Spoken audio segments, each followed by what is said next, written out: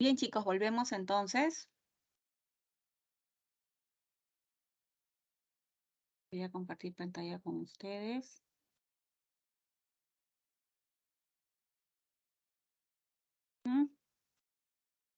Ya está.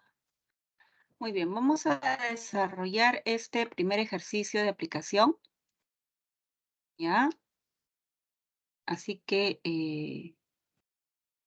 me van señalando, chicos, la respuesta a través del chat, ¿sí? Dice, identifique la alternativa que presenta uso correcto de la letra mayúscula. ¿Cuál sería? ¿La A, la B, la C, la D o la E? ¿Cuál crees tú?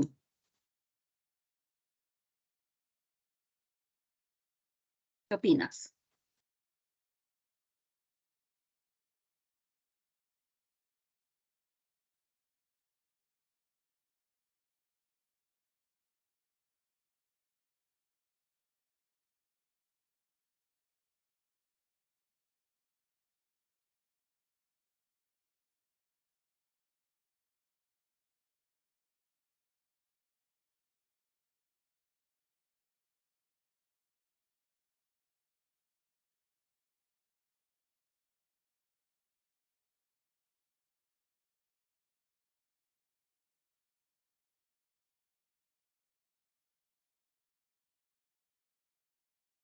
¿Qué opinas?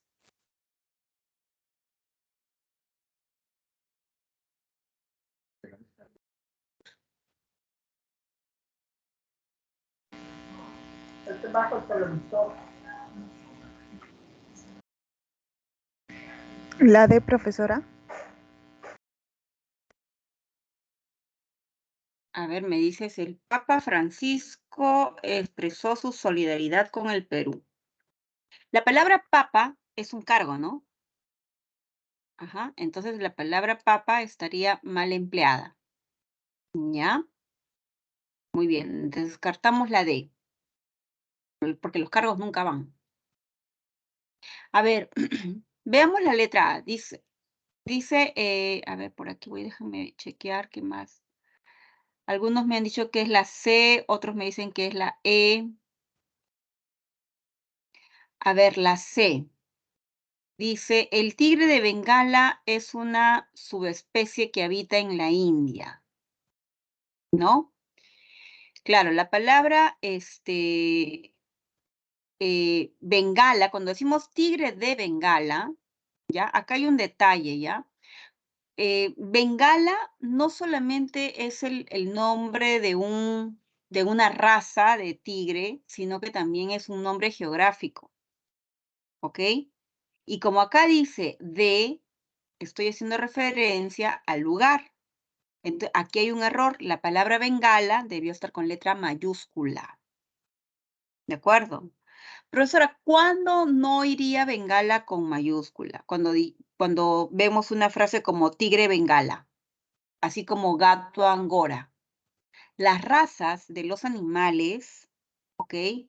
No van con letra mayúscula, ¿ok? Si yo dijese gato de Angora, claro, gato Angora no es lo mismo que de Angora, porque Angora es raza y de Angora es lugar. Y me doy cuenta por la presencia de la preposición. Entonces, aquí hay un error. Descartada la C. Me dijeron por ahí la E. Miguel de Unamuno. Claro, acá de Unamuno está con minúscula porque está encabezado el nombre con Miguel. Y Amor y Pedagogía, ¿no? Claro, es el nombre de un libro, entonces va la primera letra. Sí, la respuesta es la letra E. ¿Ya? A ver, por ahí la E, chicos, por ahí la E estaba mal, ¿no es cierto? Porque como dijimos en la explicación teórica, era paleozoica, está acompañada de este sustantivo, ¿no? Entonces todo se pone con letra minúscula. Y aquí, las profesiones no van con letra mayúscula. Las profesiones siempre se escriben con minúscula, ¿ya? Ahora, los cursos, ¿qué dije de los cursos? Los cursos van con letra mayúscula, sustantivos y adjetivos. Entonces, el error estaba en la palabra aplicada, ¿De acuerdo? Listo. Pregunta número 2. ¿Qué palabras requieren letra inicial mayúscula en las siguientes alternativas? A ver, dime las alternativas que requieren de mayúscula. ¿Cuáles serían? A ver, la letra A, ¿me dices? Ok, la letra A. Nietzsche dijo, ahí está, una cita, ¿no? Lo que no te mata te hace más fuerte. Ujú. Ya, muy bien. La letra A, correcto. La letra B,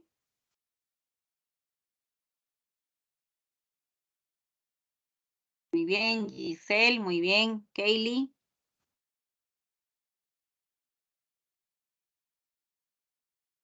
¿qué opinas de la letra B? Debemos.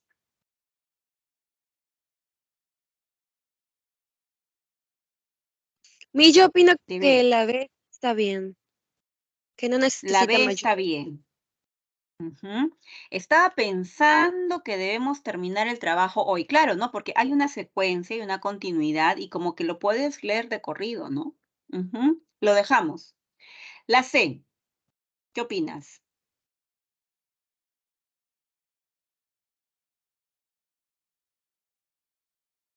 Ahí sí le Muy falta bien, mayor. Zafiro. Ahí sí le falta mayúscula, ¿verdad? Claro. Cuando leemos esta tercera oración, ¿no? Yo veo aquí 3 preguntas. ¿Quién vino? Y acá veo una coma. Entonces la palabra que viene tiene que ser con letra minúscula. Muy bien, ahí está bien. Pero en el siguiente caso, yo veo el signo de cierre y no hay coma. Entonces yo asumo que aquí está el punto, ¿verdad? En el signo de cierre. La palabra que le sigue tiene que aparecer con mayúscula. Aquí estaba el defecto, dejó. Ujú. Ya está. D.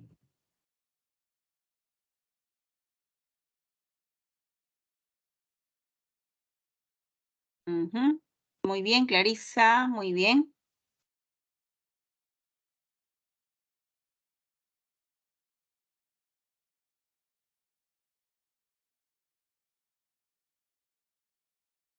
¿Qué opinan de la D, chicos?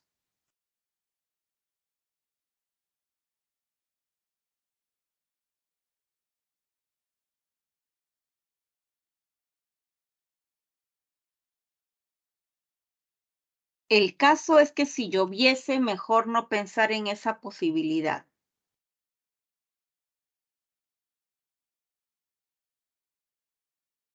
Claro, muy bien, Clarisa. La palabra mejor tiene que escribirse con letra mayúscula, ¿verdad? Claro. ¿Por qué tiene que escribirse con letra mayúscula, no? Porque me estoy dando cuenta que en este caso estoy comenzando un nuevo mensaje. Aquí los puntos suspensivos han marcado una pausa y estoy comenzando una idea diferente, ¿no? Una idea distinta. Muy bien, la última, la E. Fresca, cristalina y pura. Así es el agua de manantial.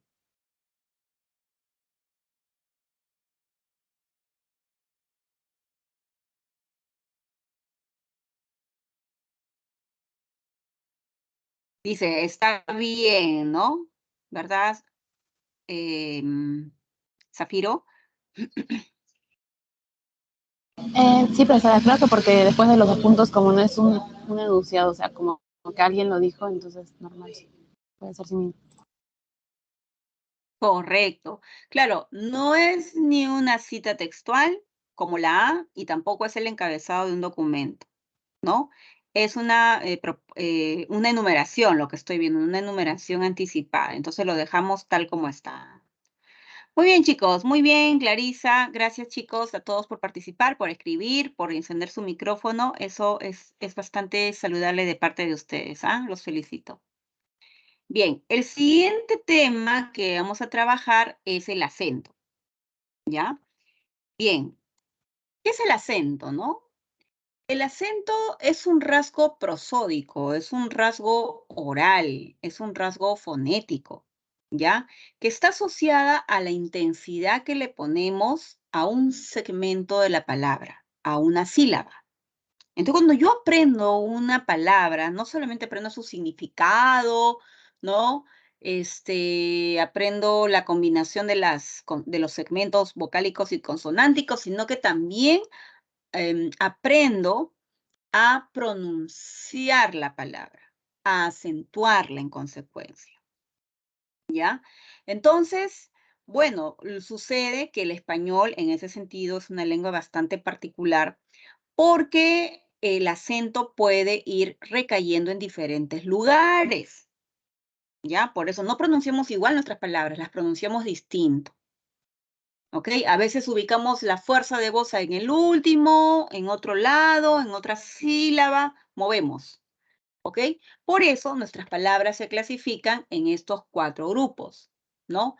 Palabras agudas, graves, esdrújulas y sobresdrújulas, ¿ya? Por ejemplo, la palabra motivador, ¿no? Es una palabra aguda porque la fuerza de voz está en la última sílaba. Motivador, ¿no? Turista, el acento está en la penúltima sílaba. Y como te das cuenta, el acento no tiene que ver con la tilde, ¿no? Son 2 cosas diferentes, ¿ya? Muy bien, satírico, ¿no? Es una palabra esdrújula porque el acento va a una sílaba anterior, a la antepenúltima. Y la sobresdrújula, ¿no? Es aquella en donde el acento va a estar ubicado en otra sílaba anterior, en la antepenúltima sílaba, ¿ok? Entonces, la mayoría de palabras en la lengua castellana, pues, tiene esta conducta, ¿no? Va moviendo el acento, hay palabras de una forma y otra. Y esto es importante a veces entenderlo, porque de pronto también, a veces, ¿no? Tenemos una palabra, por ejemplo, a ver, la palabra tráfico, ¿no? La palabra tráfico, yo la puedo pronunciar de 3 maneras. Tráfico, efectivamente, como una esdrújula. A veces puedo pronunciar tráfico como una palabra aguda y a veces puedo pronunciarla como una grave, ¿no? Tráfico. Entonces, como que puedo tener a veces una palabra con la misma secuencia de fonemas, grafemas, pero la acentuación cambia y en consecuencia cambia el significado.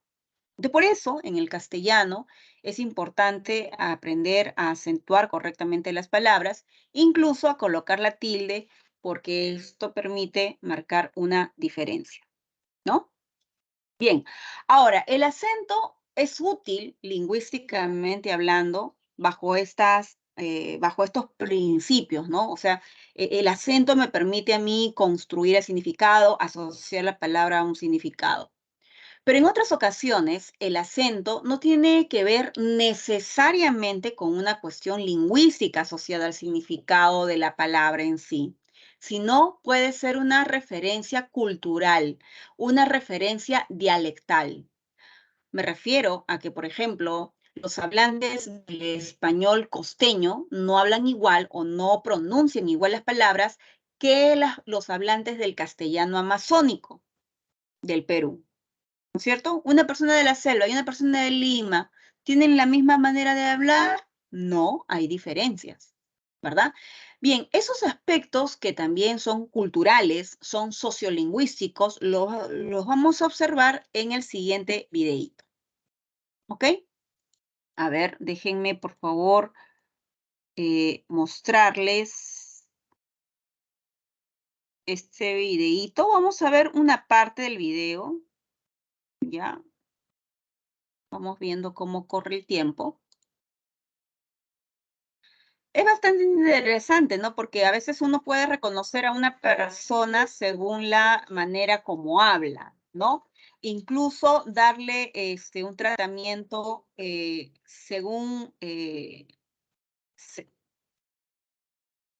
según la variedad de su lengua, ¿ya? Bien, vuelvo a compartir entonces, chicos, pantalla con ustedes. Me voy a mutear.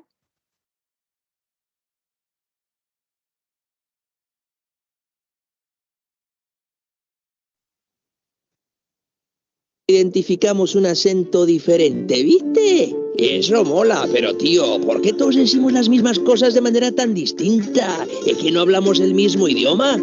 Bueno, chico, alright, entonces, ¿de dónde vienen los acentos? Híjole, mano, mejor te invitamos a ver el video de hoy, que está bien padre, y que se llama ¿De dónde viene tu acento? Todos tenemos acento, aunque nos parezca que no, que nosotros hablamos normal y que son los demás los que hablan raro. Cada grupo social tiene su manera peculiar de hablar. A cada variante o estilo de un idioma de una región le llamamos dialecto. Una parte del dialecto se puede distinguir incluso escrita. Está formada por el vocabulario, la gramática y la semántica. Son las palabras que se usan, su orden y su significado. Si lees estos enunciados, seguramente podrás distinguir que pertenecen a dialectos de diferentes regiones, aunque no los digas en voz alta.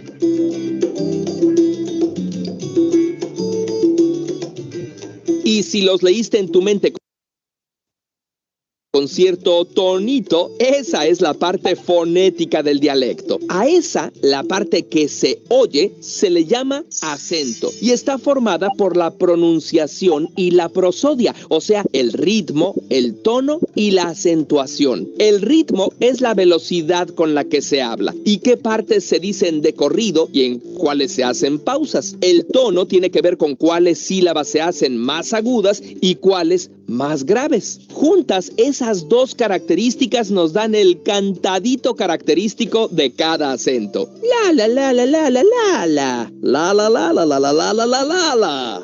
La la la la la la la la la la. Y luego viene la pronunciación. Por ejemplo, la R la pronuncias con la punta de la lengua en la parte anterior del alveolo dental. Entonces es una vibrante alveolar sonora. Enrique Roe Carrizo. O es fricativa, como en el español de Costa Rica, con la punta de la lengua tras los dientes. Enrique Roe Carrizo. O si al final de una sílaba la pronuncias como L, seguro eres de las Antillas, Puerto Rico, Cuba o República Dominicana. Ese carro es de color verde. Eso se llama lateralización de la R implosiva.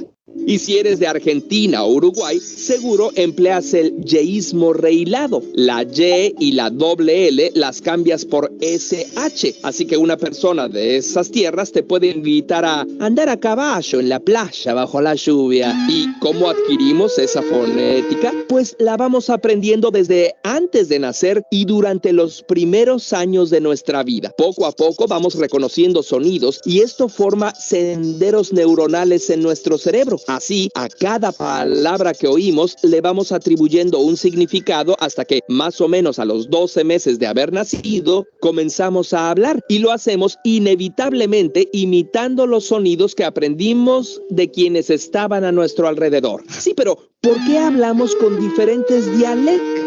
La primera causa es el aislamiento. Ninguna persona habla de manera idéntica a otra y a veces una parte de un grupo social se separa del grupo principal. Si este subgrupo se mantiene aislado, al pasar de los años, sus peculiaridades en el habla se reproducen y se refuerzan hasta que se vuelven la norma. Por ejemplo, habrás notado que mientras que en España se hace una distinción entre la S de casa y la Z de caza, o la S de 100 y la C de 100, en América Latina a las tres las pronunciamos como S. Eso se llama ceseo. Durante el periodo de la colonia ya había comunidades al sur de España que cambiaban las S por las Z y al revés. Algunos eruditos de entonces decían que esto ocurría por confusión y pereza y que era un vicio que debía corregirse. Y allí en el sur, en Sevilla, estaba el puerto de Indias, de donde salía la mayoría de las expediciones a América. De allí y del resto de Andalucía provenían muchos de los españoles que llegaron hasta acá. Si bien las clases altas de México y Lima se esforzaban por seguir hablando como en la capital de España, al final fue más cómodo adoptar el ceseo y ahora hablamos así el 90% de los hispanohablantes. De Andalucía también proviene el debilitamiento de la S al final de las sílabas. Es lo mismo 3 que 10 flores. Y otras características de la pronunciación de gran parte de Hispanoamérica. La segunda causa para la formación de dialectos es el contacto con otras lenguas. Cuando dos grupos conviven, es inevitable que intercambien vocabulario, expresiones y hasta entonaciones. En el caso del español, este contacto con lenguas indígenas, africanas y europeas ha formado estas familias principales de dialectos del español americano. En México hay varios dialectos, principalmente los del centro del país con influencia del náhuatl. ¿Sabes que eres mexicano cuando sabes exactamente cuánto tiempo dura un ahorita lo hago? Hola, Di. Mi pienso es que te pueden gustar las chapatas, corundas y ochepos de Michoacán, pues. Los del norte con influencia de España septentrional. Pues la neta sí me agüitaba, pero tengo un primo que se rifa acá chido con las trocas, entonces no hay falla. Y los de influencia maya en la península de Yucatán. Onda, hija, ¿cómo estás? ¿Vas a dar tu tanda, ne? Los dialectos centroamericanos de Guatemala, El Salvador, Honduras, Nicaragua y Costa Rica, junto con el estado mexicano de Chiapas, están emparentados con los caribeños, pero con más influencia de las lenguas mayas y nahuas. Posiblemente por ser regiones más alejadas de las metrópolis, se siguió usando el voceo como forma de respeto. Decirle a tu cuate que se venga de una, que se arme la chamusca, solo que te traiga sus 10 varas, decirle. El español caribeño presente en Cuba, Puerto Rico, República Dominicana, Panamá, Venezuela, la zona caribeña de Colombia y algunas zonas costeras de México, es el más parecido al español andaluz y de las Islas Canarias, pero con influencia del taíno y de las lenguas africanas llevadas por los esclavos. Pale, mi hermano, ¿qué pasó? ¿Estás activo para la rumba o qué? Ay, vamos a tomar una birrita, ¿sí va? Bueno, manito, usted la mascó, se la bebió, se guayó. Ay, chuchi, tú sabes que así se habla en la costa caribe colombiana, tú sabes que ajá. También hubo mucha influencia africana en el español ecuatorial que se habla en Ecuador y en la costa del Pacífico de Colombia. Mira, ñaño, estuvo chévere la fiesta en casa de tu pan de la niñada, pero ahora tengo chuchaqui y no creo poder ir a camellar hoy. El contacto del español con el quechua y el aymara originaron el español andino en Bolivia, Ecuador, Perú, parte de Colombia y de Chile. ¡Alalao! Mucho frío está haciendo en Cusco, ¿no? Hay que abrigarse más, ¿ah? El español amazónico se habla principalmente en Perú, pero también incluye muchos dialectos que se hablan en el interior de Colombia y Venezuela, que incluyen influencia quechua, taína y africana. ¿Qué hubo, chino? ¿Camellando qué anda haciendo? En la costa de Perú se habla español ribereño, que tuvo menos contacto con las variantes andinas y se considera un dialecto de mayor prestigio por ser el que se habla en Lima, la capital. Hola gente, ¿cómo están? Soy Analía y les saludo desde Lima, Perú. En la parte este de Bolivia, el dialecto es el español camba, originado del contacto del castellano de Extremadura con el guaraní, chano y quechua. Oye, pariente, venite en Z, que se armó el burizango con las peladas. El quechua y mapuche influyeron en el español de Chile, que tiene un tipo particular de voceo y un ritmo muy particular al hablar. Ya, pues, amiguito, te apuesto que no cachaste el mensaje que te dejé. Vente al tiro, que está por comenzar el carrete de Halloween. El guaraní moldeó el español de Paraguay, que también tiene influencia del español argentino y del portugués brasileño. Oh, pues, Javier, ven a Paraguay, ya cerveza bien fría, pero deberás aprenderte unas palabras en guaraní, porque aquí la mezclamos con el español y hablamos yopara. El español rioplatense se habla en Argentina, Uruguay y parte de Bolivia y Paraguay. Aquí fue muy importante la influencia masiva de los migrantes italianos, sobre todo en el siglo XIX. Ah, bueno, pero vos querés la chanchi los 20. En Argentina también está el acento cordobés que posiblemente se diferenció por su contacto con las etnias Enya Camiare. Escucha, carepeo, un Fernando bien piola.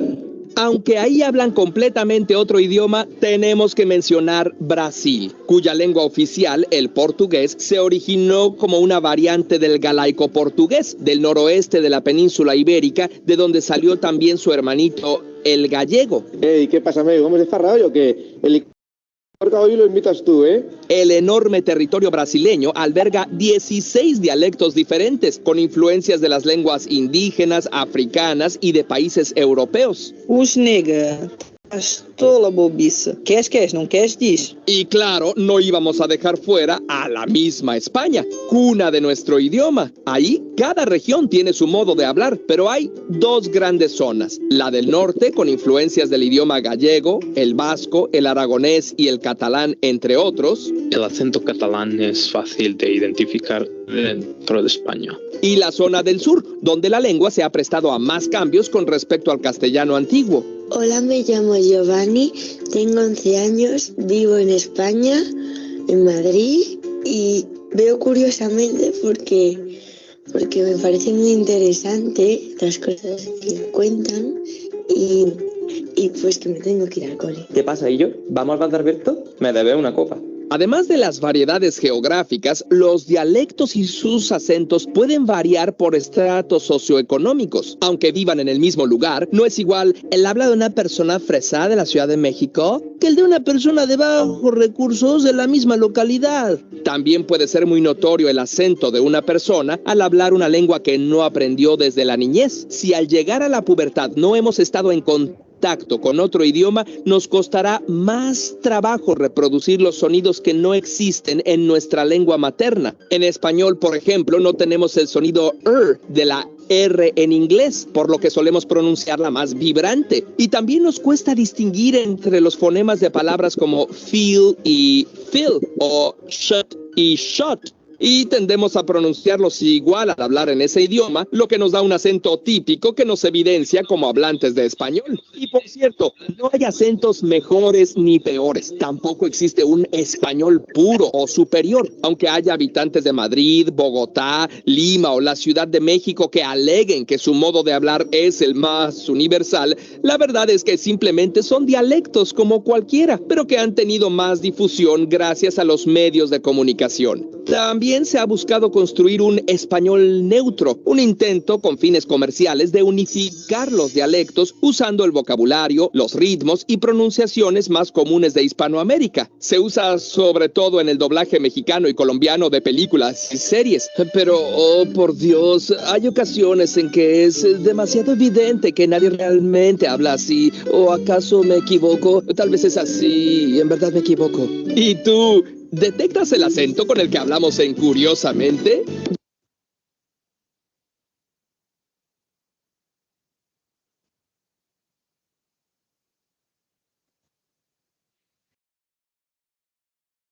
Bien, chicos.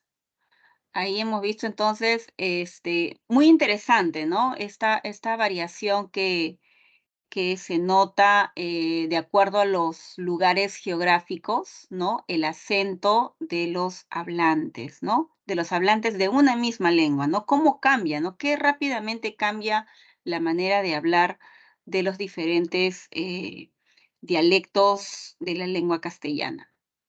Bien, entonces, bueno, como se dan cuenta, el acento que hemos visto en el video, ¿no? Tiene que ver más con cuestiones culturales, con cuestiones sociales de la lengua, geográficas.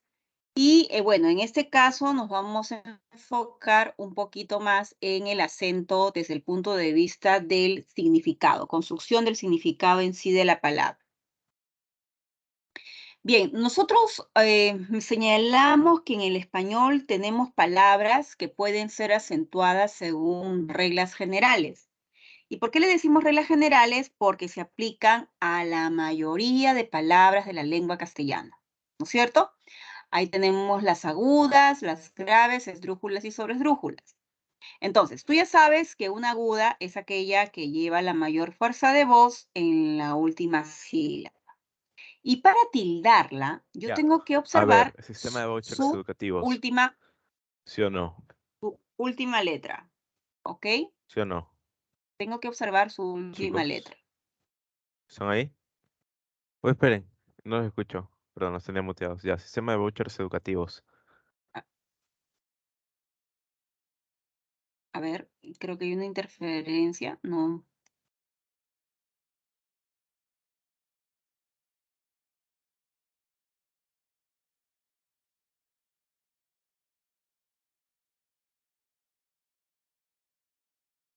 A ver, vamos a ver.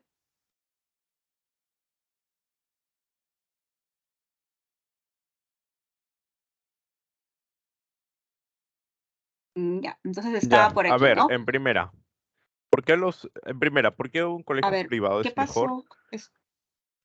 Porque Ah, infraestructura, baños, salones, jardín. ya. A ver, entonces les decía, ¿no? Las palabras agudas son aquellas que van a recibir tilde cuando finalizan en esta letra, en una N, en una S o en una letra vocálica, ¿no? Por eso la palabra reunión, ¿no? Termina en N, anís termina en S y peroné termina en letra vocálica. Por eso están recibiendo las tildes. Ahora, si mi palabra aguda finaliza en un grupo consonántico, ¿no? TS, ¿no? GS o CS, dos consonantes, entonces no se deben de tildar. ¿De acuerdo? Las palabras graves son lo contrario. Las graves llevan la mayor fuerza de voz en una sílaba anterior, en la penúltima, y se van a tildar cuando finalizan en cualquier consonante. Pero esta no debe ser una N, no debe ser una S y mucho menos una vocal, por eso lo contrario. Por ejemplo, árbol, ¿no? Termina en L, tórax termina en X, césped termina en D. Ahora, si mi palabra grave está finalizando en un grupo consonántico, debe llevar tilde, ¿no? Cómics, ahí está, acaba en CS, ¿no? Bíceps acaba en dos consonantes, lleva tilde. Y forceps también acaba en dos consonantes. Por eso le estoy aplicando la acentuación. ¿De acuerdo? Luego tenemos el caso de las palabras esdrújulas, ¿no? Las palabras esdrújulas llevan la mayor fuerza de voz en la antepenúltima sílaba y se deben de tildar siempre, sin ninguna excepción. Onomástico, lingüística, dáselas, permítenos, ¿no? Aquí lo importante sí será que tú sepas silabear bien, segmentar, respetar los grupos vocálicos, ¿no? Para que puedas aplicar la norma. Y las sobresdrújulas son aquellas que llevan la mayor fuerza de voz en otra sílaba, en la tras antepenúltima sílaba. También se tildarán sin excepción, ¿no? Llévatelos, mira cuentas, 1, 2, 3, 4. Entrégamelas, 1, 2, 3, 4. Prepárasela, 1, 2, 3, 4. Y díganoslo, 1, 2, 3, 4. Tras antepenúltima sílaba y siempre hay que tildarla. Por lo general, este tipo de palabras son formadas a partir de verbos. Llévatelos, ¿de dónde viene? De llevar, prepárasela de preparar, entrégamelas de entregar y díganoslo de decir. ¿De acuerdo? Entonces, estas son las reglas más comunes, más habituales para la mayoría. Ahora, a veces, chicos, a veces puede suceder de que estas palabras, ¿ok? Presenten grupos vocálicos, ¿ok? Una palabra de repente aguda puede presentar diptongo, triptongo y acto. ¿Ok? A ver, aquí quiero señalar lo siguiente, ¿no? Particularmente cuando yo tengo una palabra común, una palabra polisilábica, que tenga esta secuencia vocálica, le vamos a aplicar las normas generales. ¿Ok? O sea, una aguda, una grave, una esdrújula o sobresdrújula que tenga diptongo, triptongo o hasta hiato simple, pueden ir con tilde o sin tilde. ¿De qué va a depender? De que coincida con las normas, las 4 normas que he mencionado, ¿no? Por ejemplo, ¿por qué la palabra ritual no está con tilde? ¿No? ¿Por qué este diptongo no se tilda? Porque termina en L. En cambio, sensación acaba en N, virrey acaba en letra Y, ¿no? Muy bien, la palabra averigüéis, ¿no? ¿Por qué lleva tilde? Porque es una aguda que acaba en S. Paseo acaba en vocal. Rehén es un hiato simple, acaba en letra N. ¿Ves? Aula acaba en vocal. Huésped acaba en D, por eso lleva. Ioides es grave, pero acaba en S. Le es grave, termina en vocal. Tiita acaba en vocal, ¿no? Por eso no se tilda. Tiita. Estoy separando el hiato simple. Las esdrújulas, cláusula, lingüística, aléutica, geólogo, coágulo, ¿no? Respetando sus grupos vocálicos, siempre se van a tildar. Y las sobresdrújulas, ¿no? Resuélvaselo, muéstramelo, créatelo, ¿no? Ahí yo veo secuencias vocálicas, entonces tildo. ¿De acuerdo? Se someten a las normas generales. Pero si mi palabra, ¿ya? Presenta hiato acentual. A ver, ¿qué era un hiato acentual? Aquella en la cual había una vocal cerrada, una I o una U, que sonaba un poquito más que una vocal abierta, ¿no? Entonces, cuando suena un poquito más, esa cerrada I, U, siempre le vas a poner tilde, ¿no? País, ¿no? Raíz, oír, laúd. Profesora, pero son palabras agudas, acaban en Z, en R, en D, no importa. Lo que predomina es el hiato. Igual por acá, ¿no? Búho, María, púa, desvíe. Son graves. Acaban en vocales, ¿no es cierto? Pero ¿qué predomina? El hiato. Salíamos, ¿no? Vehículo está correctamente silabiado. Partíamos, ¿no? Por eso yo sé que es una esdrújula. Acá hay una coincidencia entre el hiato y el grupo de las esdrújulas, ¿no? Igual por acá, ¿no? Decíaselo, sugeríaselo, ¿no? Igual he notado que suena más la cerrada que la abierta, por eso es silabiado de esta manera, y he notado también un hiato acentual. Entonces, el hiato acentual no cumplirá necesariamente con las normas generales. A veces coincide, a veces no. Por eso es importante tu silabeo. ¿De acuerdo? A ver, vamos a... Muy bien. Pasemos ahora a hablar acerca de los monosílabos. Los monosílabos son efectivamente esas palabras que únicamente tienen una sílaba, ¿no? Como la palabra fe, la palabra di, ¿no? Ti, bi. O esos monosílabos también a veces pueden tener diptongos, pueden tener triptongos, ¿no? Fui, fue, vio, rió, guión, truán. Entonces, muy bien, los monosílabos nunca se tildan. La palabra fe, la palabra ti, la palabra vio, truán es un diptongo, la palabra di nunca se tilda. Incluso también la palabra o, la conjunción disyuntiva, ya sea que está entre números, 10 o 15, o está entre palabras, nunca se debe de tildar. ¿De acuerdo?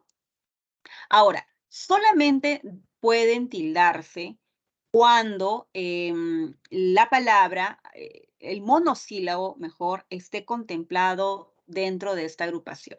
Cuando sea requerida la tildación diacrítica, que se aplica a palabras que se escriben igual, se pronuncian igual, pero la tilde es un recurso para poder diferenciar sus significados.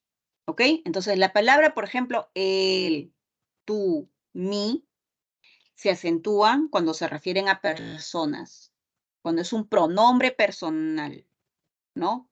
No lo convocaron a él, hablo de él. Tú cuentas con nuestro apoyo, hablo de ti. A mí me agrada viajar, hablo de mi persona. ¿Ves? Por eso son pronombres personales. En cambio, si estas palabras están acompañando a un sustantivo, o sea, funcionan como un determinante, el brazo, tu solicitud, mi USB, ya no llevarán acento. Por eso es importante mirar el contexto. Asimismo, la palabra té, cuando haga referencia al té de beber, por ejemplo, el té verde es amargo, le coloco tilde. Incluso si está en plural. Los tés verdes son amargos. ¿Ok? No importa.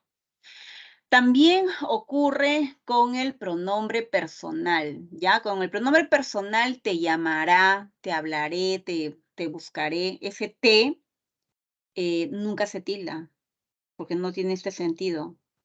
Yo creo que más bien deberíamos de darle mayor énfasis a cuando sí, ¿ok? La palabra sé, si indica una acción, es el verbo saber o el verbo ser. Sé puntual, sé que te recibirá. O el verbo dar, ¿no? Cuando es de, tal vez le dé una oportunidad. Si es un pronombre o si es una preposición, barcos de papel, se retiró, ya no lleva tilde. También la palabra más se tilda cuando hace referencia al adverbio de cantidad. Es más nítida. Preguntan más que antes, ¿ya? En cambio, si es reemplazable por la palabra pero, le hablo, pero no responde. Asistió, pero llegó tarde. Tiene otro sentido, ya no tiene el sentido de la cantidad, entonces ya no le pongas nada, ¿no? Y por último, el monosílabo sí se tildará cuando hace referencia a una persona, a la tercera. Él vive encerrado en sí mismo, o sea, en su misma persona. Cuando es un adverbio de afirmación, ¿no? Sí, las piedras son auténticas. O cuando de repente ese adverbio de afirmación está acompañado de un artículo, ¿no? Está sustantivado. Le dieron el sí a su proyecto. Nada más. Si tiene el valor de una conjunción, ya no lleva. Si te animas, pasaré por ti. Dime si tienes mascotas. O si hace referencia a la nota musical, toca el piano en si menor, no lleva tilde. ¿Ok? Por eso, yo creo que hay que ponerle mayor interés, atención a cuando es necesaria la tilde. Y los demás casos que simplemente no respondan a lo que yo he dicho, entonces ya no lleva. ¿Ok? Listo. La palabra aún va con tilde únicamente cuando es reemplazable o equivalente por la palabra todavía. Es más, yo puedo poner ese adverbio de tiempo en la oración y la oración tiene sentido. Aún, es como decir, todavía conserva algunas monedas antiguas, ¿no? Rosa cree que todavía es primavera en Lima, ¿no? O sea, tiene sentido lógico. Pero si no hay ese sentido lógico temporal, entonces ya no le pongas porque es equivalente al adverbio incluso. Incluso así seguirá luchando. Pedro, incluso siendo el mejor, puede equivocarse. ¿Ves? Tiene otro valor. No le puedo poner el todavía porque la oración pierde su sentido lógico. Ahora, los pronombres interrogativos, los pronombres exclamativos, como qué, quién, cuál, dónde, cuándo, cómo, cuánto, etcétera, cuando aparezcan en oraciones interrogativas, en oraciones exclamativas, directas, es decir, cuando están los signos, ¿no? ¿Cuándo puedo llamarte? Qué alegría verte. O indirectas, no sé quién ganó el concurso. Es increíble cuánto sabe. ¿Ves? Sea directa o indirecta, el pronombre interrogativo tiene que llevar tilde. ¿Ok? Incluso en algunas ocasiones puede estar acompañado de un artículo. El cuándo, el dónde, el cómo, ¿no? También llevará acento. Si más bien tiene otro sentido distinto, es un relativo, es un conector, es una conjunción, ya no lleva porque yo no percibo la intención de pregunta, ¿no? La diseñadora decoró la casa donde vivimos. Acá ese donde no es donde vivimos. Yo no te quiero preguntar, ¿no? O Julio, ¿quién es arquitecto? Yo no te estoy preguntando quién es el arquitecto. ¿Verdad que no? Han dicho que viajaremos todos. Ese que no te está preguntando qué viajaremos, ¿no? No en ese sentido. Y tampoco por aquí el que quiere hacerte preguntas. Entonces, sencillamente, enfócate bien, ¿no? este sentido particular de los interrogativos y le aplicamos el acento. También tenemos el caso de las palabras compuestas, ¿no? Hay palabras compuestas que se escriben de corrido, todo fusionado. Sinfín, balompié, decimoséptimo, que están formados por diferentes raíces, ¿no? Viene de sin, viene de fin, balompié, decimoséptimo. Muy bien, ¿qué ocurre con estas palabras que se escriben todo de corrido? Se silabean, ¿ya? Y se someten a las normas generales. Entonces yo sé que sinfín es como una aguda, balompié también es como una aguda, y decimoséptimo es como una esdrújula. Estoy buscando, ¿qué cosa? La sílaba tónica en esta palabra que se escribe todo de corrido, todo fusionado. Ahora, si mi palabra se escribe con guión, ¿no? Respeto el acento o la tilde de cada una si lo requiere, ¿no? Árabe es esdrújula, israelí es aguda, académico es esdrújula, profesional es aguda. Y oferta-demanda, pues ninguna, ¿no? Ambas son graves, entonces no le voy a colocar nada, ¿ya? Los adverbios que terminen en mente, nada más me van a evocar a la tildación del adjetivo original. La palabra felizmente viene de feliz, y yo sé que feliz nunca se tilda. En consecuencia, tampoco se tildará el adverbio derivado. Dócilmente viene de dócil. Yo sé que dócil se tilda, ¿no? Porque es una grave. Entonces, le dejo la tilde a esa parte de la palabra.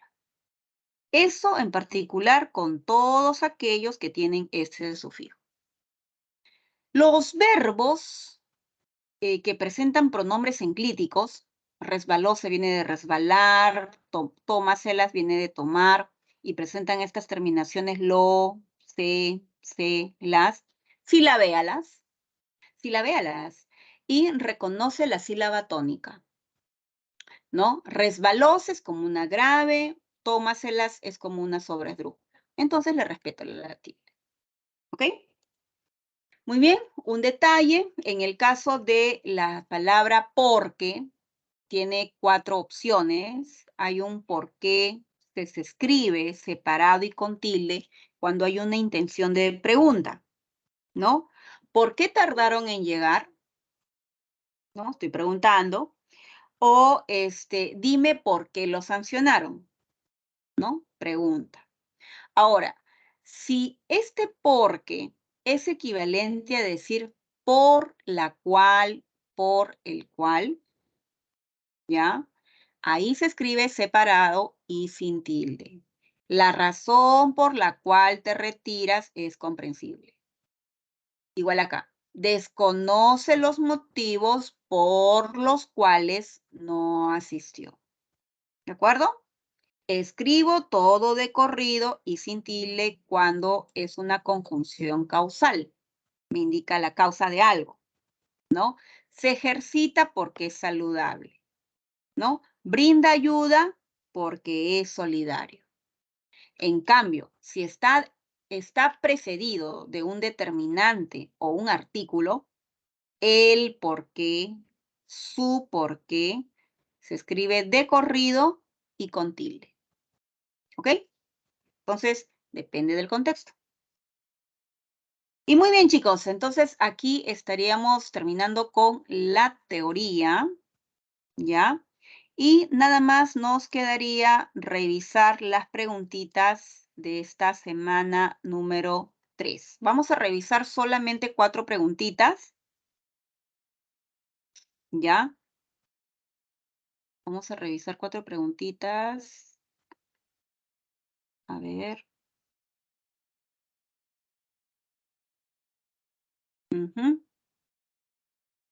Y comparto con ustedes el material.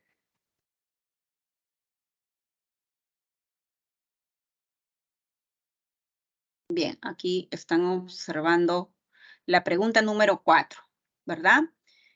Bien, a ver, aquí tenemos un enunciado y yo quiero saber cuál es el número de mayúsculas que se requiere. A ver, lo leemos, ¿sí? Dice en el enunciado, Minos se convirtió en rey de Creta, ¿no? Minos, ahí está. Él se convirtió en rey de Creta, ¿verdad? Nombre propio. Una gran isla del mar, ¿cómo se llamaba el mar? Mediterráneo, mayúscula. Con ayuda de Poseidón, ¿no? Nombre de divinidad, dios de los mares, quien le envió un espléndido toro para que lo sacrificara, o sea, a un animal. Los animales no van con nombres, no van con mayúscula, ¿no? Salvo que tengan un nombre propio de ese toro. Entonces, el número de mayúsculas requerido es 4. ¿De acuerdo? A ver, pregunta número 6. El nombre propio designa seres u objetos específicos, es decir, designa una individualidad del conjunto del que forma parte. Según las normas ortográficas, debe escribirse con letra inicial mayúscula. ¿Ya? ¿En qué alternativa se ha aplicado esta normativa? A ver, ¿cuál sería tu respuesta? ¿Qué dirías tú? Jacinto de la Torre. ¿Estará bien, Jacinto de la Torre? No, no. Acá la preposición debe escribirse con minúscula porque está antecedido del nombre de pila, Jacinto. Ese es un defecto. Museo de la Nación. ¿Cuál? La letra A, Miss. La letra A. A ver. El Museo de la Nación está bien. Nombre de edificación. Fernando Lamar. Pero acá el apellido es Lamar, ¿no? No es como de la Torre. ¿Verdad? ¿Qué hemos dicho de los apellidos solo con artículo? Que siempre, siempre van con mayúscula. Ahora, otro error que acá debes de seguramente destacar es el curso. Dice, se matriculó. O sea, algo va a estudiar esto, gestión intercultural. ¿Ves? 2 defectos. En cambio, la 4 dice Carlos La Rosa. Mira, ¿ves? Ahí está bien. Carlos La Rosa, así como Fernando Lamar, ¿no? Ha viajado a El Salvador, correcto, muy bien. En el Año Nuevo, ¿no? Año Nuevo es nombre de festividad. Entonces, todo está correcto por acá. Mi clave sería 1 y 4. Perdón, 2 y 4. ¿Ya? 2 y 4. La D. Muy bien. En la pregunta número 9 me dicen el número de tildes. A ver, es difícil saber con precisión científica cómo las personas concibieron el tiempo pasado. Ahora la mayoría de nosotros diría que la forma en la que funciona el tiempo es bastante obvia. Nuestro presente se convierte en pasado tan pronto como ha sucedido. Según en qué parte del mundo vivas, verás las estaciones ir y venir. Bueno, ¿cuántas suman? 4, 5, 6, 7, 8 y 9. Tu clave sería la letra C. Y por último, chicos, en la 10 me piden, a ver, el adecuado empleo de la tilde diacrítica. Muy bien. La palabra fe es monosílabo, no se tilda. No sé qué vendrá más adelante. Pregunta y pronombre interrogativo. Si hay presupuesto, sí viajaremos. Correcto. Y la palabra ti no es un monosílabo que hayamos mencionado el día de hoy con acentuación diacrítica. Entonces sería la 2 y la 3. Tu clave la B. ¿Ok, chicos? Bien, eso sería entonces todo por el día de hoy. Chicos, las demás preguntitas las van revisando. Cualquier consulta también la pueden realizar la próxima semana. ¿Ok? Me despido. Un fuerte abrazo. Cuídese. Gracias, Cuídate profesora. también. Un abrazo. Gracias a ustedes, chicos.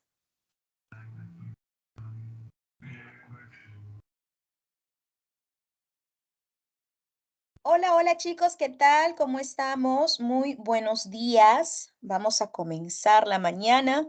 Estamos recargadísimos, así es que manos a la obra. Ok, el día de hoy vamos a bueno, 2 semanas en uno realmente, así es que hay que ser fuertes, chicos, hay que recordar todo lo que pudimos haber aprendido en academia o en el cole. A ver, comenzamos con geografía. Veremos por un lado hidrografía y vamos a sumarle otro tema, climas del Perú, un súper resumen. A ver, comenzamos con hidrografía.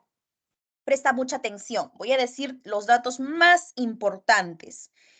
La hidrografía es la descripción de todo cuerpo de agua superficial. Es muy diferente a hidrología, por si acaso.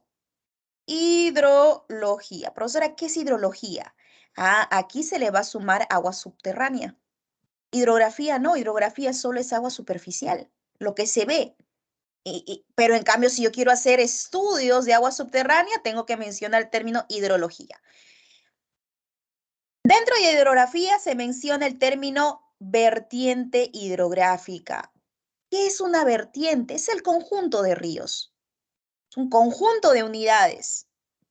Un conjunto de ríos entonces que drenas por la superficie hacia un punto en común, ¿no? Todos van hacia un punto en común.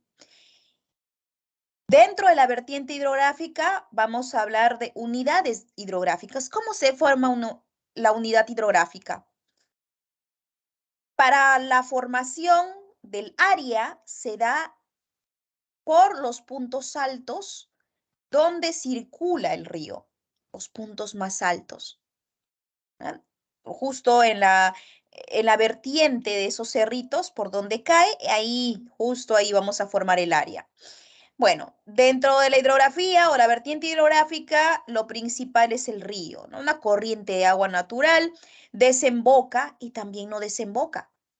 Hay ríos con desembocadura endorreica dentro de, es decir, lagunas, exorreica fuera de, hacia el mar, y arreicas, las que se evaporan, los ríos que se evaporan. Hay esas 3 categorías. Ok, hablando de las vertientes es algo mucho más grande. Estamos hablando del conjunto de ríos. Vamos a comenzar, y tú sabes también que existen 3 vertientes, Amazonas, del Pacífico y el Titicaca. Comenzamos con la vertiente hidrográfica. Ah, bueno, antes de comenzar, vamos a ver las diferencias. Es importante ver las 3 diferencias. ¿Quién tiene mayor cantidad de cuencas? El Pacífico, es decir, todos los ríos que desembocan hacia el mar. Algunos de ellos no desembocan, parece que hay uno dentro de su trayecto. Es una arreica, se evapora. Disculpen, el que tiene mayor cantidad de cuencas es la vertiente del Amazonas. Antes no me cuadraba algo. Ya, la del Amazonas, la mayor cantidad de ríos. Circulan entre la parte andina hacia la parte de la selva. ¿Quién tiene menos? La vertiente del Titicaca, solo 13. Intermedio, la vertiente del Pacífico. ¿Cuál es su origen? Todos parten de un origen glaciar. Tienen una parte glaciar proveniente de la lluvia pluvial, algunos de lagos también como el Amazonas, lacustre. El origen, la naciente en la cordillera occidental, esta es la parte costera, el Amazonas entre los nudos de Pasco y Vilcanota, de la cordillera de los Andes, y en la vertiente del Titicaca nace en la cordillera de Carabaya y la volcánica. Diferente nacimiento. La cuenca, la mayor parte de cuencas es exorreico o tiene desembocadura al mar en el Pacífico. Algunos son arreicos, se evaporan. Y es que el flujo es intermitente en la vertiente del Pacífico. O sea, ¿qué es esa palabrita intermitente? Quiere decir que en temporadas de lluvias hay mayor volumen de agua. Cuando no hay lluvias, hasta incluso el río se seca. Exorreico también en la vertiente del Amazonas, llegan hacia el Atlántico, algunos de ellos, o bueno, el principal, hacia el Atlántico. Y la vertiente del Titicaca es la única endorreica. ¿Endorreica por qué? Porque desemboca en el lago Titicaca, por eso es el mismo nombre. El cauce, todos ellos vas a encontrarlo como rocoso. En su curso, rocoso. Cauce. Pero el del Amazonas, como es fuerte y como está en grandes volúmenes, va arrastrando material sedimentado, suelo. Ese suelo en la parte baja se traslada arena. Incluso hay las famosas playas en la selva baja, ¿no? El curso de la vertiente del Pacífico es de corto recorrido. ¿Cuál es el largo? Largo recorrido es en el Amazonas. Después los otros dos son cortos. El recorrido entre andino y costero en el Pacífico, Amazonas es andino-amazónico y en el Titicaca netamente andino.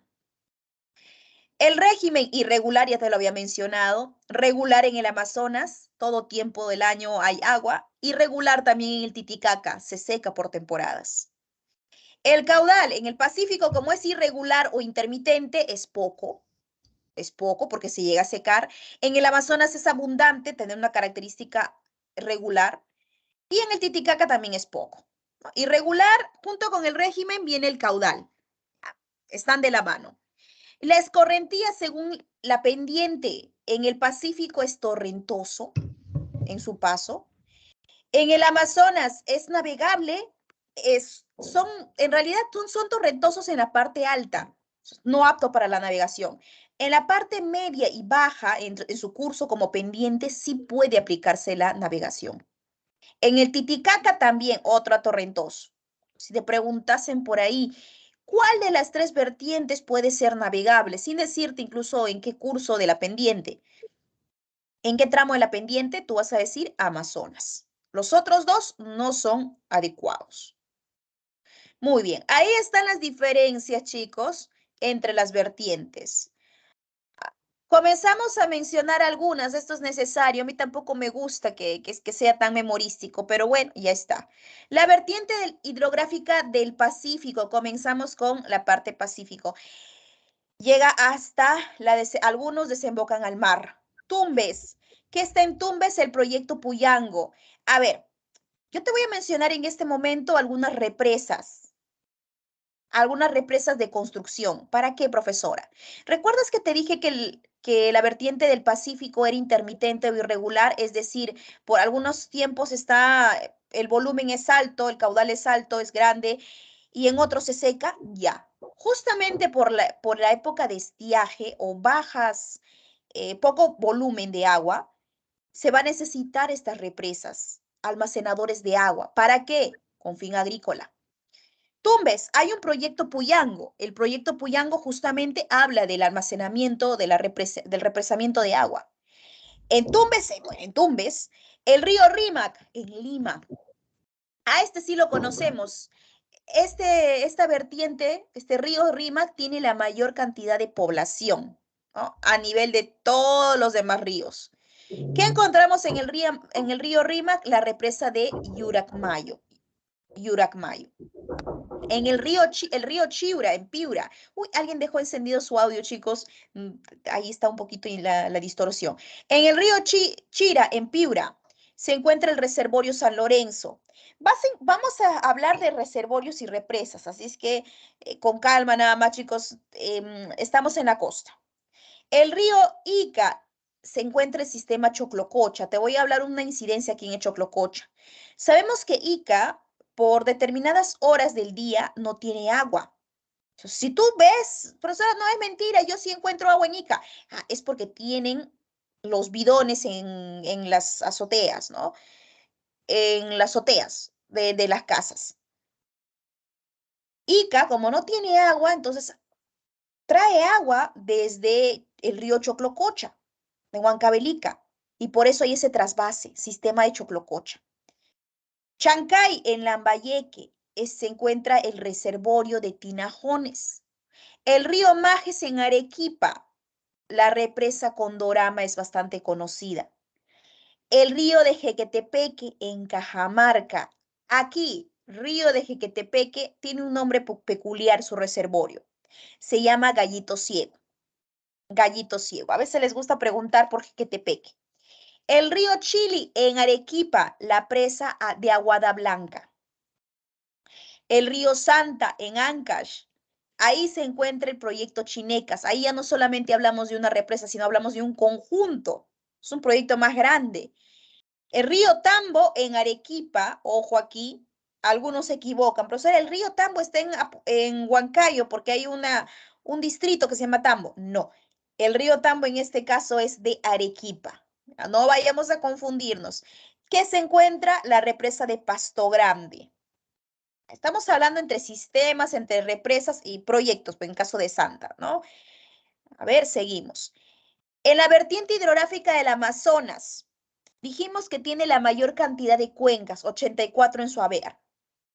Y esas 84 cuencas forman 6 grandes unidades hidrográficas, es decir, el conjunto de cuencas. Profesora, ¿qué son unidades? Es lo más grande. ¿Qué es una cuenca? Está dentro de una unidad. Ya, esto es unidad hidrográfica, cuenca hidrográfica. Incluso de cuenca hay más pequeñito, microcuenca. Profesora, la diferencia, el tamaño, la extensión, lo que alberga, la cantidad que alberga. Recuerda, la cuenca hidrográfica es un conjunto de microcuencas y la unidad hidrográfica es un conjunto de cuencas. Ahí de repente también te podrían preguntar, pero eso es en cuestión de tamaños, en áreas. Entre las 6 grandes unidades hidrográficas tenemos la intercuenca del Amazonas, del río Madre de Dios, Marañón, Ucayali, Yurúa y el río Purús. Y ahí está una cuestión, un almacenadero de cuencas. Muy bien. La vertiente del río Amazonas, entonces, el Amazonas. Sabemos bien que si nos preguntasen por cultura general, universal, ¿cuál es el río más largo del mundo, más extenso? No es el Amazonas, es el río Nilo, ahí se llevó nuestro título, pero si te preguntan por el río más caudaloso del mundo, ese sí es el Amazonas indudablemente. Pues ahora, ¿por qué no es el más extenso? Es que todavía no se tiene incluso hasta certeza de dónde puede ser el nacimiento del río Amazonas. Se dicen por ahí, se tiene aproximaciones, sí, pero con duda. El río Nilo además tiene un relieve llano, el Amazonas tiene un relieve sinuoso. Si pondríamos ese relieve sinuoso, si lo pondríamos en plano, por supuesto que el Amazonas sería el más extenso. Pero bueno, lo han medido de forma donde inicia, donde termina nada más. La vertiente hidrográfica del Titicaca. En el Titicaca dijimos que inicia en la cordillera de Carabaya y la volcánica. Tiene su origen. ¿Qué encontramos? Encontramos, al río Ramis. Del río Ramis podríamos mencionar que es el más extenso. Aquí está el Ramis, el más extenso de todos los ríos de la vertiente del Titicaca. El río Coata abastece de agua a la ciudad de Juliaca. El río Ilave es el segundo más extenso después del río Ramis. El río Huancané desemboca hacia el norte. El río Suches nace en la laguna del mismo nombre, Laguna Suches, acá está la Laguna Suches, y es limítrofe entre Perú y Bolivia, este río. Desemboca incluso en Bolivia. Otro que es también binacional es el río Desaguadero. Hay una peculiaridad de todos los ríos. Todos los ríos le dan agua al lago Titicaca. El único que le quita el agua al que se llamaría como efluente es el Desaguadero. Le saca agua al río Titicaca y desemboca todavía, es limítrofe con Bolivia y desemboca en el lago Popó. De todos ellos. Entonces, afluente cuando le da sus aguas, efluente cuando le quita. Ahí la palabrita. Afluente le da el agua al río, efluente cuando le quita. Ok, vimos ahora la cantidad de ríos dentro de nuestro sistema hidrográfico peruano. Ahora vamos a tocar el tema del mar peruano. El mar peruano. ¿Cuáles son sus características? Y ojo aquí, Sabemos bien que nosotros nos fuimos a una disputa internacional, llegamos a la Corte de la Haya, una pelea con Chile. ¿Disminuyó la cantidad de millas marítimas que teníamos? No. Seguimos teniendo 200 millas. Las 200 millas es de ancho. De largo, ahí sí hemos variado. Ya no es así, me parece que ahora es así. Ahora es así, la línea. Ok, 200 millas marítimas también están, esto lo dice la Constitución Política de nuestro sistema, nuestro dominio ya marítimo, ya no es territorial, marítimo. ¿Cuál es la profundidad? La fosa meridional es la más profunda, que es de 6.552 metros. La fosa meridional es la más profunda.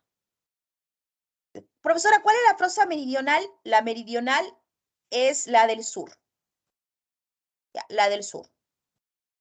Hacia el sur. Ahora los términos. Meridional es norte, septentrional, septentrional es norte y meridional es sur. Ya. Septentrional norte o norte, meridional o sur. Ok. Dentro de las regiones, el mar peruano en la región norte o septentrional se localiza en la Boca de Capones y la península de Illescas, entre Tumbes y Piura. Y la central y meridional es todo lo que sobra hasta Tacna, frontera con Chile. ¿Cuál es la temperatura? No es la misma temperatura, por si acaso. Vamos a dividirlo en el norte, centro y sur. En el norte tiene las mayores temperaturas el agua, entre 20 a 22 grados centígrados. En el centro va a ir disminuyendo hasta el sur, por la influencia de la corriente de Humboldt, lo sabemos. En el centro está de los 17 a 19 grados centígrados. En el sur, 13 a 14. ¿Cuál es el color? El color también varía. De repente has ido a vacacionar en alguna oportunidad. En el color, en la parte septentrional o norte, es azul plomizo. ¿Por qué es azul plomizo? Algunos dicen que ese color se atribuye, bueno, azul, profesora, porque está reflejando, es un reflejo del cielo. Déjame comentarte que el cielo no es azul.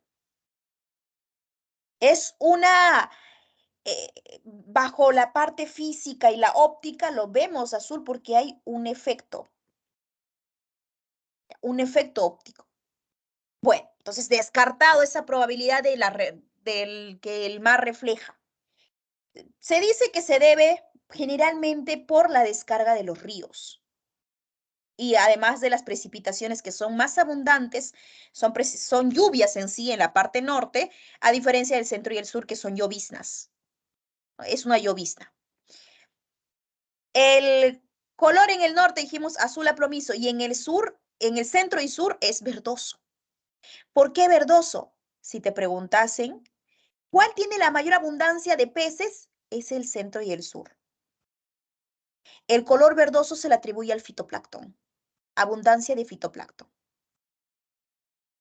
Muy bien, pero ahora si te pregunto, ¿dónde prefieres ir a veranear? Me dirás, pues, en las aguas cálidas de 20 a 22 grados centígrados, es decir, en el norte. Pues en las playas de Tumbes o en las playas de Piura.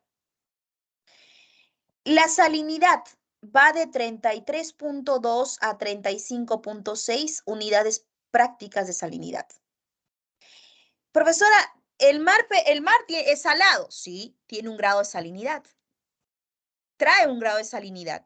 Y esto hace que sea más pesada el agua por estas partículas de sales, a diferencia del agua dulce. Bueno,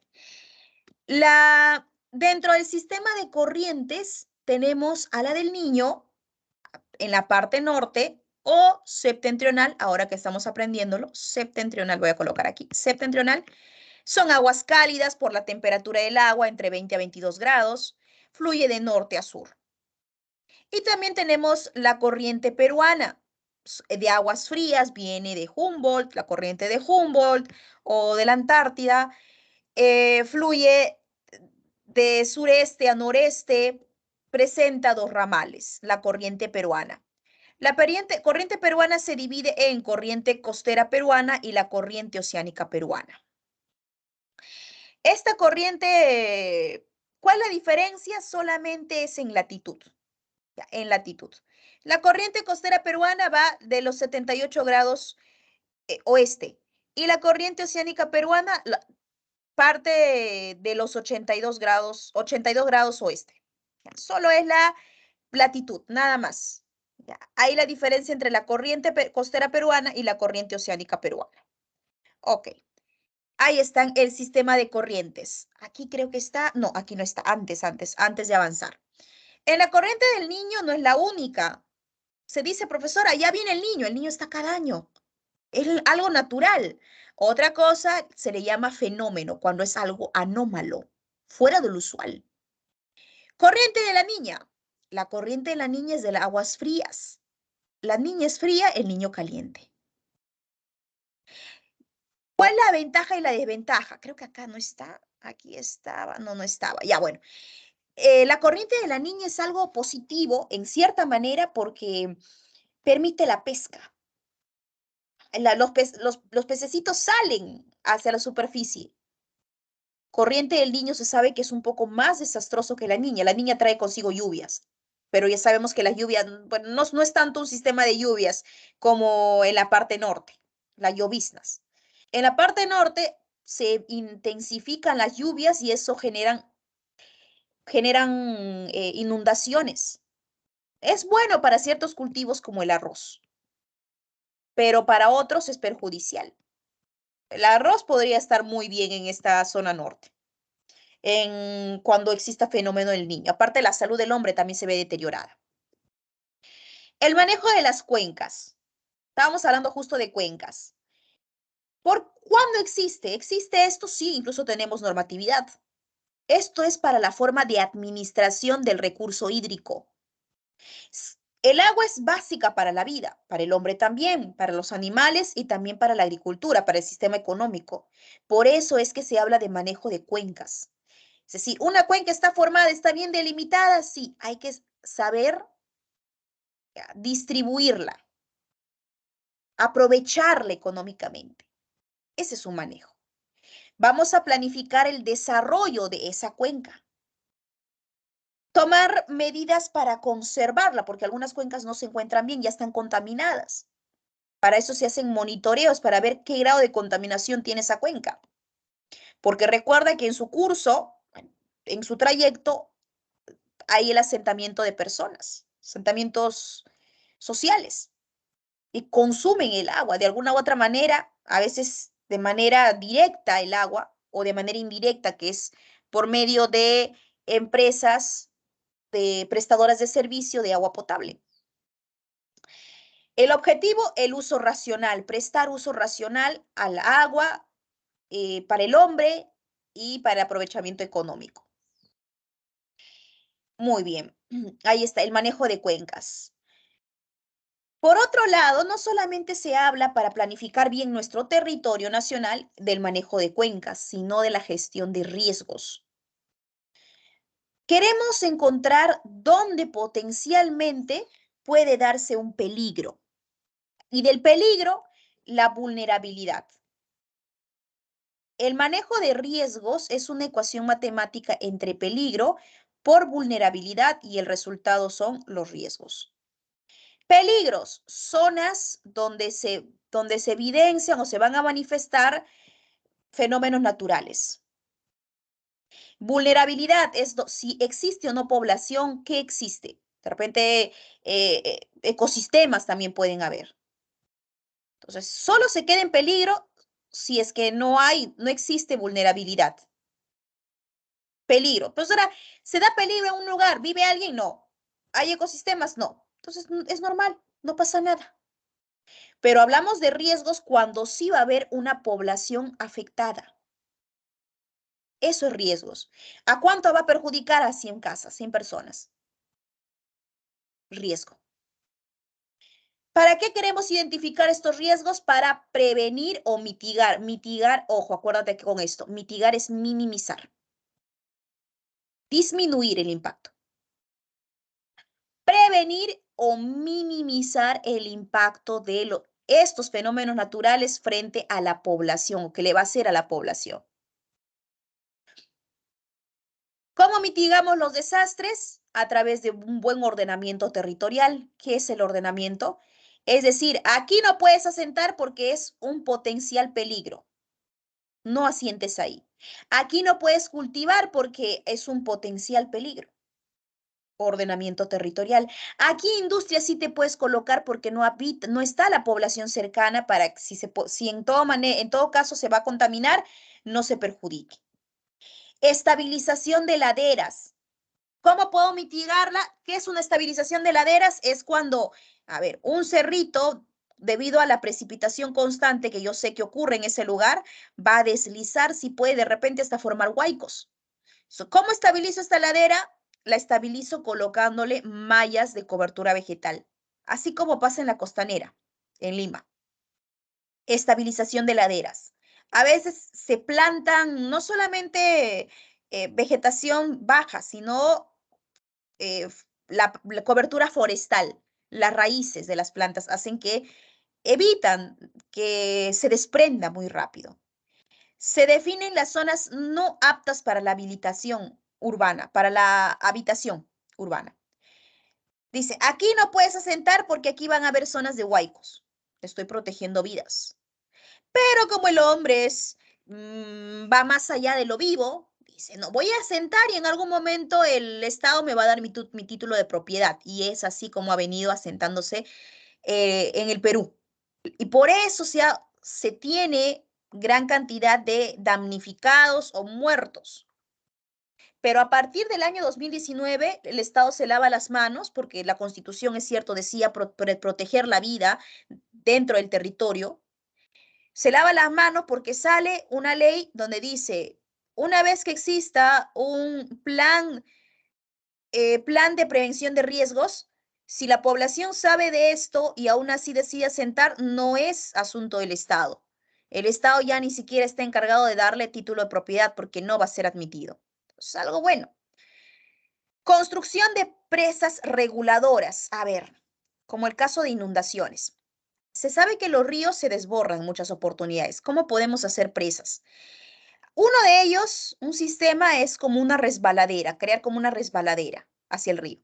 El río sube, sube y de todas maneras por esta pendiente forzada va a tener que regresar. Evita que se desborde, siempre y cuando la población habite. De nada serviría si la población no habita, yo creo esta ingeniería, ¿no? Reubicando las viviendas. Si sabemos que este lugar es de alto riesgo, yo le digo, señores, vamos a reubicarlos en otro lugar. Claro está que eso ocurre a costo del Estado, se les da nuevos cubículos de vivienda. ¿Estará preparado el Estado para eso? Muchas veces no. Pero se trata de hacer el esfuerzo, reubicación. Limpieza y descolmatación. Los ríos, ¿por qué se desbordan? Porque van transportando material sedimentado y en su curso se va a atorar una parte. ¿Y eso qué es lo que hace la municipalidad? Acude, ¿no? Y de lo que está colmatado, lleva equipos, lleva grúas, de repente retroexcavadoras, sacan ese material y continúa su curso. Porque si en todo caso se atasca aquí, va a querer salir por donde sea el río. Esas son algunas obras de ingeniería para minimizar el desastre. Es cierto, ya se va a dar, ya sabemos que se va a dar, entonces hay que tratar de minimizarlo. ¿Quién hace esta gestión de riesgos en el Perú? Lo hacen dos instituciones. Uno es el CENEPRED, Centro de Prevención de Riesgo de Desastres, y el otro es el INDECI. ¿Quién hace los estudios? El CENEPRED. El INDECI tiene una gestión reactiva. Cuando ya se dio el peligro, el INDECI va como rescate. El CENEPRED hace una gestión prospectiva. ¿Qué es prospectivo? A futuro. Pensado a futuro, ¿qué es lo que ahora se está dando y posiblemente a futuro vaya a estallar o vaya a salir de sus límites? CENEPRED e INDECI, ambos trabajan en conjunto para esa gestión de riesgos. Ahí está. Y sobre los climas en nuestro país. Vamos a ver por aquí. Otro tema aparte. Climas en nuestro país. Para hablar de climas, tengo que mencionar la base, que es el tiempo atmosférico. El tiempo atmosférico es el estado actual de la atmósfera. En este momento, ¿cómo está? Está soleado. Tiempo atmosférico. No puedes decir, el clima está bonito. No. Es tiempo. Hablamos de clima cuando es una acumulación de 30 años a más de estos datos del tiempo, de cómo fue hoy, ayer, antes de ayer y todo hace 30 años. Ahí mencionamos con seguridad clima. Ahí mencionamos. Es un promedio entonces de los datos del tiempo atmosférico en 30 años. Muy bien. ¿Cuáles son los elementos del clima? Son los siguientes para ser analizado. Uno de ellos es la insolación. La insolación es la cantidad de energía que envía el sol, la radiación del sol. ¿Cómo se mide? Con el heliógrafo. Ahí podría decir está muy insolado, hay insolación, no hay insolación, insolación baja, media, alta. La temperatura es básico, este es el elemento más mencionado todavía para el clima, el grado del calor. ¿Cómo se mide? Con un termómetro no corporal, no humano, sino natural, termómetro natural. La humedad, la cantidad de vapor de agua que hay en el medio. ¿Cómo se mide? Con el higrómetro. Higro, de humedad, higrómetro. Ahí te va a medir si está saturado, de repente en humedad, no está saturado, está regular. Precipitación, la cantidad de lluvia, bueno, la cantidad de agua, sea agua en forma líquida o en forma sólida. ¿Cómo se mide? Con un vasito llamado pluviómetro en volumen. ¿En cuánto tiempo va a llenar mi vasito? ¿O cuánto va a llegar el vasito? Es precipitación. Los más conocidos del clima, de repente los he escuchado, es la temperatura y la precipitación. Por ahí de repente humedad. Vamos a seguir. La presión atmosférica, el peso de la columna de aire. ¿Cómo se mide? Con el barómetro. ¿Dónde hay mayor presión atmosférica? ¿En la zona de playa o en la alta puna? Mayor presión atmosférica. Te dije que es la columna de aire. ¿Dónde hay mayor columna de aire? En la zona de playa. Entonces, mayor presión atmosférica hay en esta zona de playa. Menor en la puna. Y también el aire se hace más seco según vamos incrementando la altitud. Los vientos son los movimientos de aire de forma horizontal. ¿Cómo pueden ser medidos? Se miden tanto en dirección y en velocidad. Se mide con aparatitos como estos. Esto de aquí es el anemómetro. Ahí puede medir velocidad y dirección. Y la veleta. La veleta es un poco más rudimentario. De repente has visto en tu anime preferido, Goku, la casita del maestro Roshi tiene como un gallito. Esa es una veleta. Esa es una veleta. La veleta quizás le ayuda, como al maestro Roshi, a ver si es que posiblemente pueden darse huracanes. Cuando se descontrola, por ejemplo, las masas de viento, ahí podría ser va a haber una alteración. Prepararme. A veces algunas casitas lo tienen, sobre todo aquellos que viven en las zonas tropicales.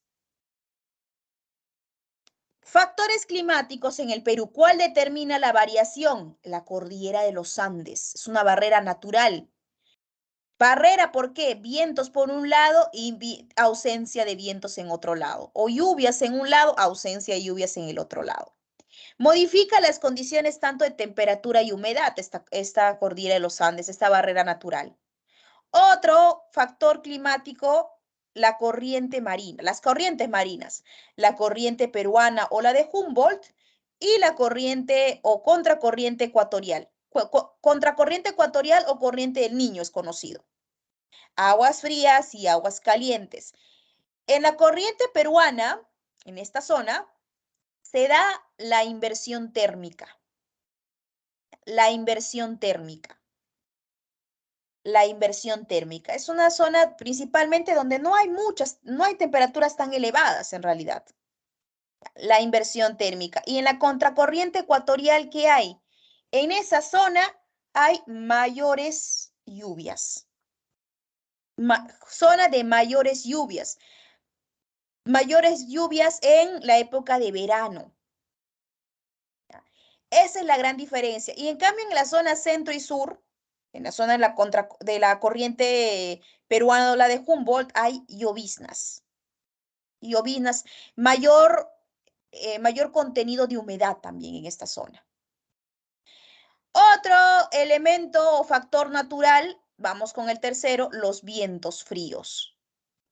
Existen vientos provenientes de los anticiclones o zonas de altas presiones.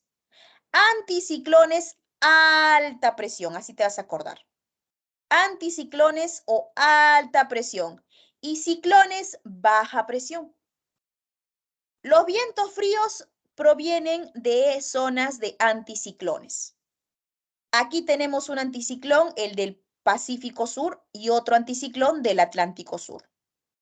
En el Pacífico Sur intensifica las garúas, justo en la zona centro y sur. Y el anticiclón del Atlántico Sur lleva aires fríos y provoca los llamados friajes de la Amazonía. Friaje es diferente helada, por si acaso. Los friajes ocurren solo en la Amazonía. En la Amazonía. Y es el descenso brusco de la temperatura. Sabemos que en la Amazonía su temperatura está entre los 23 y 26 grados centígrados. Y el descenso fuerte llega hasta los 11 grados. O sea, en Lima estamos normal los 11, pero para ellos sí es totalmente extraño, ¿no? No están preparados para ese descenso brusco. Friajes, y es ahí también donde necesitan nuestra ayuda. El ciclón ecuatorial, nos faltó uno, el ciclón ecuatorial, zonas de bajas presiones. Ingresa el aire de masa cálido y genera lluvias tanto en la selva y en la costa norte. Ayuda a la formación de lluvias. Anticiclón y ciclón. Altas presiones y bajas presiones. Profesora, ¿por qué en nuestro territorio no hay huracanes? Y es que no tenemos sistema de bajas presiones. El generador de huracanes son los ciclones. Por ahí ingresa en Brasil, pero aquí se encuentra en esta zona de Brasil. Ingresa, pero lo que más nos afecta a nosotros son la generación de lluvias. Pero comenzamos con los climas, la división de climas. Tenemos al clima costeño, que es muy, vamos a ver con el clima costeño, cuando comenzamos con el clima muy seco. Muy seco, también llamado árido tropical. Tiene bajas precipitaciones entre los 200 milímetros por año. La temperatura media llega a los 24 grados centígrados. Son altas temperaturas. Este cálido muy seco principalmente se da en la costa norte. Semicálido muy seco en la zona de costa nos falta el otro sector que está entre Tumbes hasta la frontera con Chile, toda esta zona. Tiene bajas precipitaciones, ya lo que hemos mencionado también. Altas precipitaciones en la zona costera, la de cálido muy seco, clima cálido. Semicálido muy seco, bajas precipitaciones en forma de llovizna. La temperatura es de 18 grados, no es tan elevada como la del sector norte, como el tipo de clima cálido muy seco. Entre los climas andinos tenemos 4.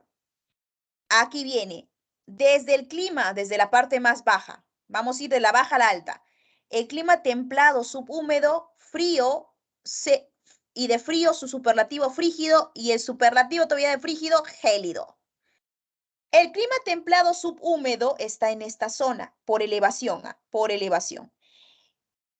Tiene temperatura de 20 grados centígrados, como precipita 500 milímetros por año, no es mucho todavía, y se encuentran los famosos valles interandinos. Valles interandinos.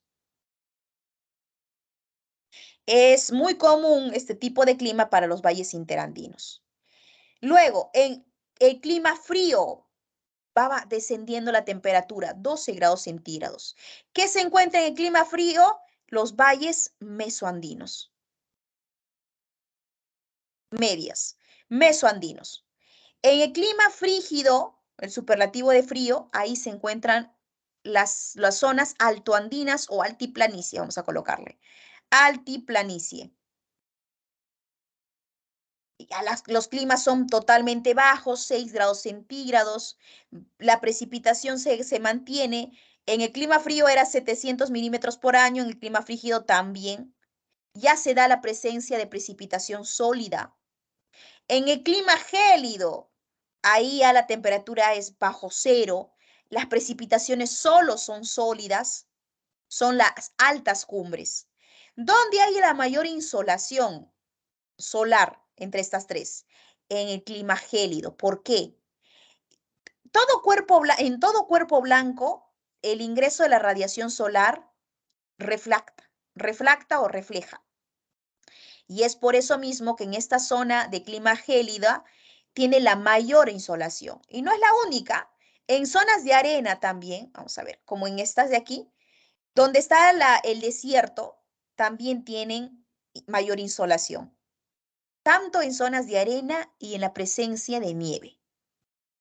En estas dos, tú tienes que obligatoriamente utilizar tus gafas de sol como protección. Las gafas de sol como protección. Muy bien. Y nos faltan los climas amazónicos. Los climas amazónicos se dividen en semicálido muy húmedo y clima cálido húmedo. El semicálido muy húmedo es la selva alta y clima cálido húmedo, selva baja. ¿Cuál de estos dos es más lluvioso? El más lluvioso es el semicálido muy húmedo. Aquí se encuentra incluso la ciudad de Cusco, llamado 15.000, que tiene las más altas temperaturas, pueden llegar hasta los 5.000 milímetros por año. Pero lo normal es los 2.000 milímetros aquí en la zona semicálida muy húmeda de clima. Temperatura 22 grados centígrados. ¿Quién tiene la más alta temperatura? La selva baja con el clima cálido húmedo. Muy bien, la más lluviosa del Perú, aquí está. El clima cálido húmedo, podemos dividirlo en la parte ecuatorial y la sabana tropical, según divisiones. Ecuatorial porque está cercano a la línea ecuatorial y la sabana tropical porque se está alejando. ¿Cuál es el más caluroso? La parte ecuatorial. La selva baja de clima cálido húmedo cercano a la línea ecuatorial. 25 grados hasta los 33 grados centígrados. Y la sabana tropical disminuye ya con medias de 24 grados centígrados. Muy bien. Y ambas tienen precipitaciones cambiantes también. ¿Cuál es la más lluviosa? Es la cercana a la línea ecuatorial, con precipitaciones de 2.500 milímetros por año, pero esto es, por supuesto, en épocas principalmente en verano, porque son las zonas más lluviosas. Y la sabana tropical está en los 2.000 milímetros por año de precipitación. Ok, ahí están los datos más resaltantes, más relevantes, chicos. Y dividido en climas, ¿no? En climas. Sabemos que en climas costeños tenemos dos. El cálido muy seco, que es la costa norte, semicálido muy seco, es la costa centro y sur. Ya sabemos las diferencias entre ambos lados. En climas andinos se divide en clima gélido, bueno, desde templado subhúmedo por elevación, frío, frígido y gélido. De todos estos, ¿cuál era el que... ¿dónde están los valles interandinos? Posiblemente te pregunte. ¿Qué tipo de clima tiene? Templado subhúmedo. Los mesoandinos, fríos. Frígidos son las altiplanicies o altoandinos. Y lugar donde no habita el hombre, gélido. Zona de mayor insolación, gélido, por la presencia de nieve. Y los climas amazónicos, como semiclima muy húmedo y clima cálido húmedo. ¿Cuál de estos dos climas tiene la mayor precipitación? La selva alta con semicálido muy húmedo. ¿Quién tiene la mayor temperatura? El clima cálido húmedo. Bien, ok, ahora sí creo que estamos preparados, chicos. Ah, no, me falta. Disculpen, ya pensé, estaba cantando Victoria. Pero esto rápido, no se preocupen. Como fenómenos de origen climático, ¿qué nos puede afectar? Las heladas se dan solo en zonas andinas. ¿Qué son las heladas? Las heladas son el descenso de la temperatura. Heladas. Hay heladas, aquí no está, negras y heladas blancas. No está aquí. Las heladas blancas es cuando están al ras de la superficie. Las negras no llegan a la superficie, pero lo que sí hacen es secar a la plantita. Las plantitas entonces se tornan de negro. Por eso le llaman heladas negras.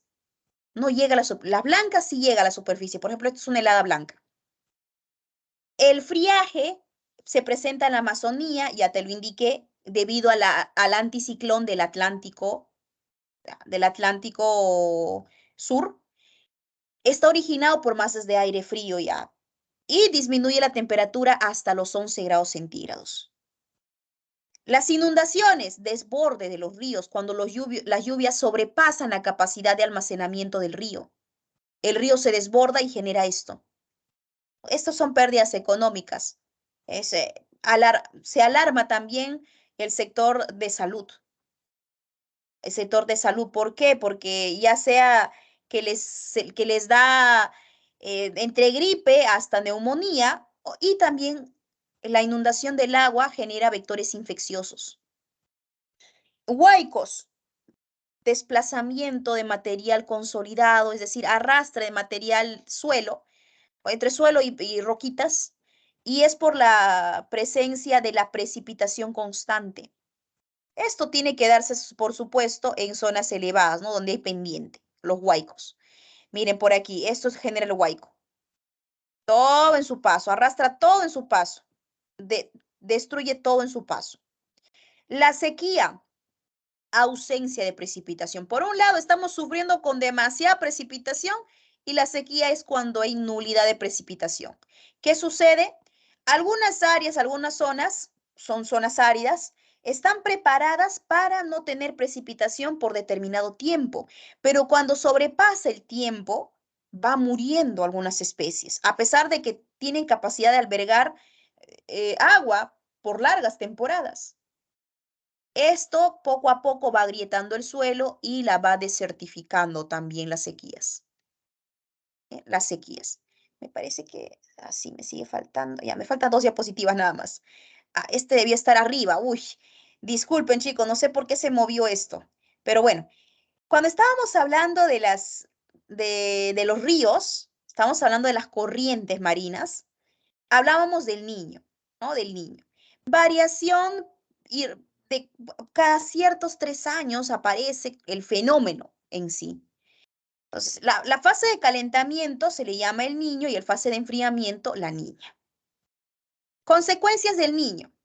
Los peces de agua fría como la sardina, la anchoveta migran o se profundizan. Es decir, cuando hay fenómeno del Niño no es apto para los pescadores.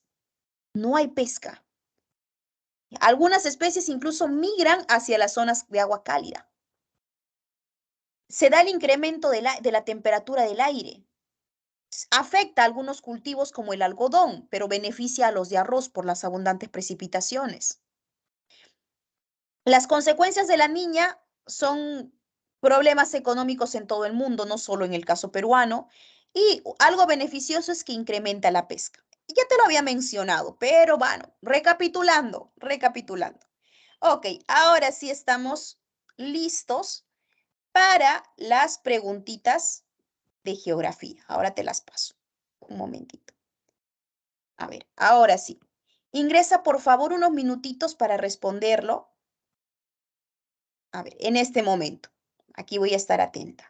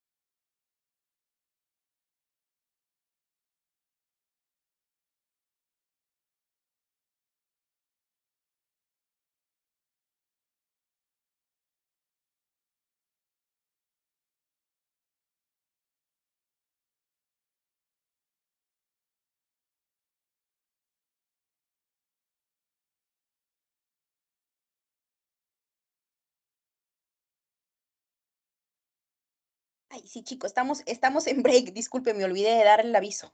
12:10 retornamos, chicos. Pero vayan, continúen, por favor, respondiendo las 4 preguntitas.